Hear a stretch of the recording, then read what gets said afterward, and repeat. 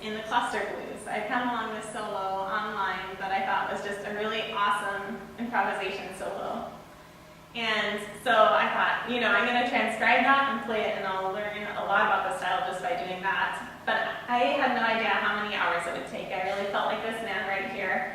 I had papers all around me. I would sit there and scroll the recording back just 5 seconds so I could listen to that 5 seconds over and over again to try and figure out exactly what he was doing. What he was he bending the pitch or was it a different pitch? What was the rhythm exactly? And you'll hear in the cluster blues, and I used to be your sweet mama later. I really felt like transcribing those works helped me figure out the style of the blues, and then I was able to add them into my own improvisation solos. So, also, along the way, while I was learning how to play the blues, I decided to really study why it was benefiting me as a violinist, and because I really felt like musicians could all be benefited, classical musicians could be benefited by learning diverse styles. And through all my research, I found that the study of non-classical music is very useful for today's musical demands, and it can benefit the study of classical violin. So the first reason that I found to study these diverse styles was because they're popular. It seems really obvious, but I went ahead and looked at some statistics. Only 1 out of 78 radio stations in Austin plays classical music, while multiple stations play the top 20 pop tunes. And this is the same for Manhattan, New York, believe it or not. I thought Manhattan might have more than 1 classical station, but they only have 1. People like to listen to songs that they can sing or dance to, or relate to a time in their lives, just like I like to hear the Beatles because it reminds me of my family vacations with my parents. So everyone can relate some of these pop tunes to times in their lives. And jazz and bluegrass are very popular for a different reason, because they're made in America, and we can take a sense of pride and identity that we accomplished this as Americans.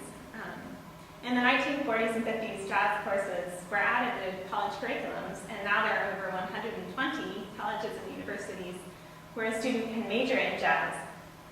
And according to Bluegrass Unlimited, there were 615 bluegrass festivals in 2004, doubling the amount from 1979. So bluegrass has done equally well. Immigrants have also come over to the U.S. and brought their styles, and we have fallen in love with them. So Irish fiddling has become extremely popular. It spread like wildfire after Irish immigrants came during the potato famine of the 1840s and 50s.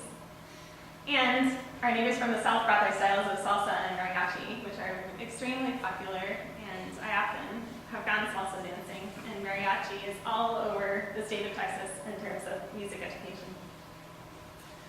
So then I looked at what other artists have crossed over and dipped into diverse styles, classical artists. And of course, the first one I thought of was Joshua Bell, because that's what turned me on to bluegrass music, was his A Short Trip Home CD.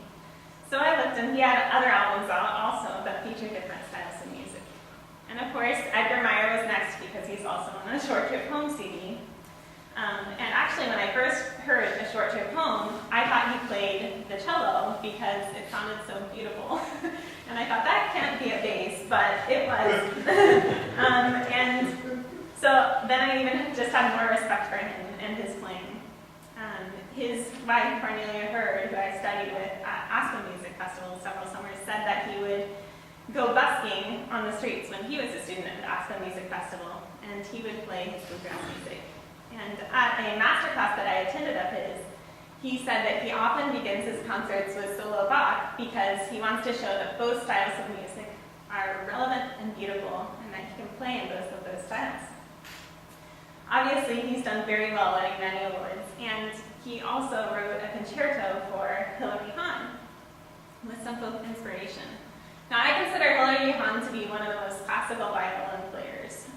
That's just how I see her, because her playing is so perfect and pure, but she also has dipped into diverse styles. Her bio says she honors the traditional violin literature while expanding the listener's horizons. She went on tour with folk singer-songwriter Josh Ritter, that's them below, and she actually improvised on stage alongside and she played some of her own music, such as the Earl King, and then at the end of the concert, it was his half of the music. So that was a very interesting concert to go to.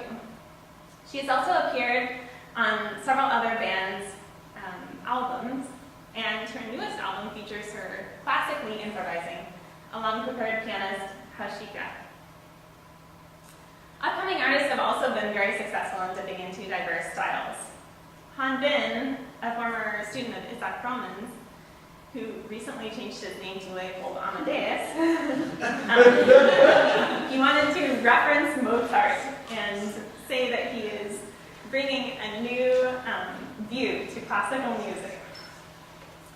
So he's just as famous for dressing like a pop star as he is for playing in these diverse styles, but very interesting, and he's had many publications. Charles Yang, a native of Austin, Texas, and a former student of Brian Lewis, has also been very interested in diverse styles from the beginning of his career. He's a very successful prodigy soloist who tours around and plays classical music, but he recently won a contract with Sony Asia for his pop tunes.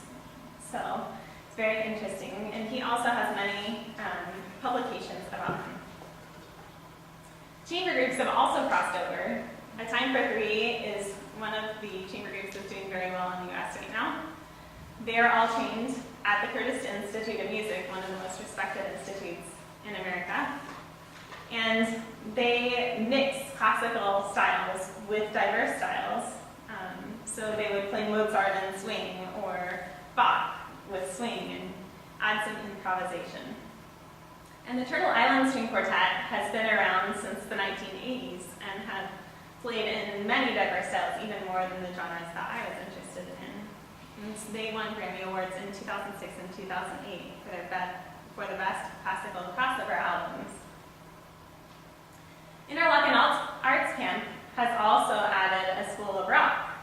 This happened 3 years ago. But as I was researching all of these things, I thought, why is adding diverse styles not more widely practiced? It seems like many of the artists did not have very many albums out of diverse styles, and that institutions weren't really including them in their education. And so I surveyed 14 of the best music summer festivals. And I researched them on their online websites to see what kind of diverse education they would offer. I found that Interlochen Arts Camp offered rock education, and they have a long-standing jazz education. And Ravinia Festival also had a jazz education program, but that program lasted 1 week, while their classical program lasted over a month, and the two programs did not overlap, so the students wouldn't be able to learn anything from one another. Aspen Music Festival and Eastern Music Festival both have jazz festivals that come through the city during the summer, but these jazz festivals are not related to the music school's education. And finally, Interlochen Arts Camp, Colorado College Music Festival, and Proman Music Program all have optional improvisation classes and master classes that students can take. But what strikes me is all the blank space that is on this table. So another reason that I found that we should study these diverse styles is that much of our modern music is influenced by them. And there were too many pieces to look into them all and see how all of the composers had been influenced. So I just looked into the pieces that pertain to my career, pieces that I might play in smaller recitals while I was a college professor, or pieces that I might teach my students. And I came up with a whole bunch of music here that we play often that is influenced by these diverse styles. I'd like to play one of them for you. So tonight I'll be playing Maurice Ravel's Sonata No. 2 for violin and piano, the blues movement. He was influenced by blues.